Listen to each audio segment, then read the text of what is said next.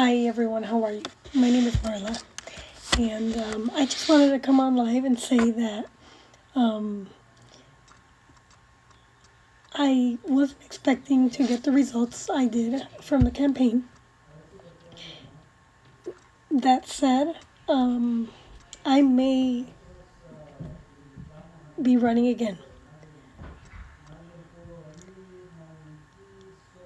Today, though, I'd like to talk about the craft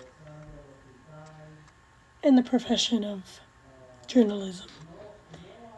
In recent years, journalism has come under fire.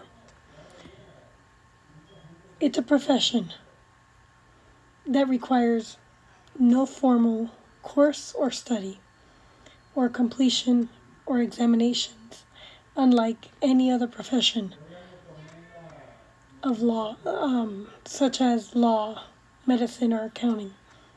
The freedom of the press clause in the First Amendment forbids any type of tampering with such infringement.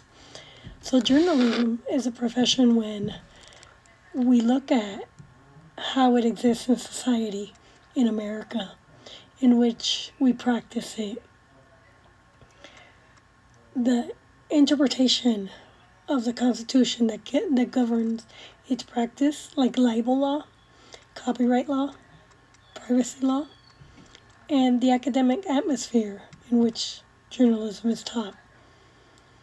But when the term journalism is applied to the newspapers, magazines, newsletters, radio, and television, newscasters, and documentaries,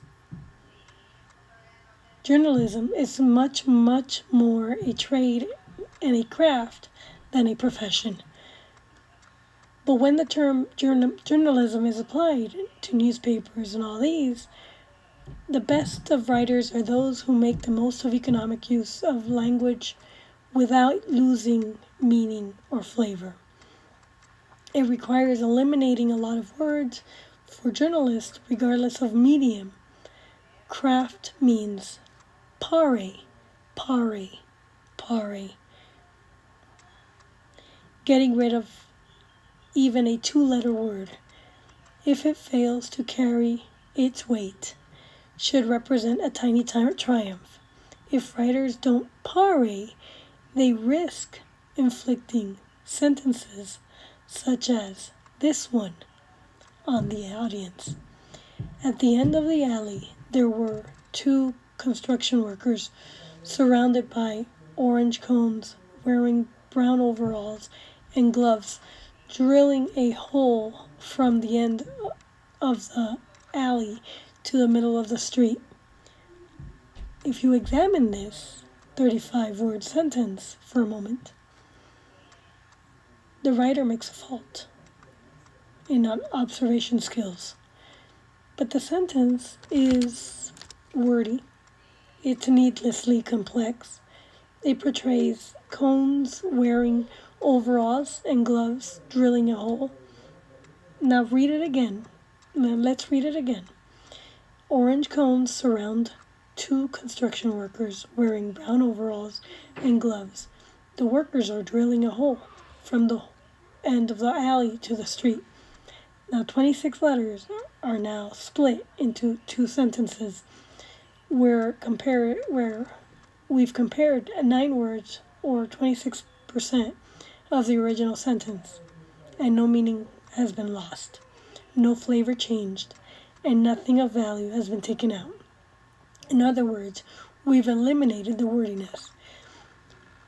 So in journalism, you want to avoid wordiness.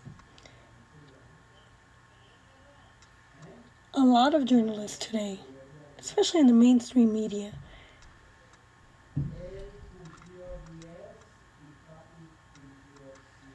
I believe are faulty, and they can't write for crap.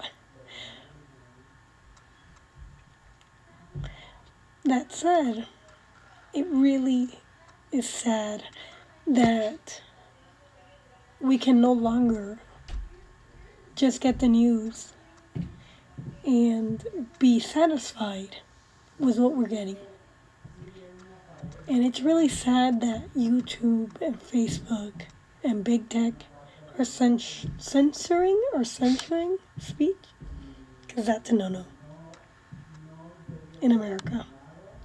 Anyways, for more information on how to write journalism, get this book by Robert M. Knight, Journalist Writing, Building the Skills of Honing the Craft.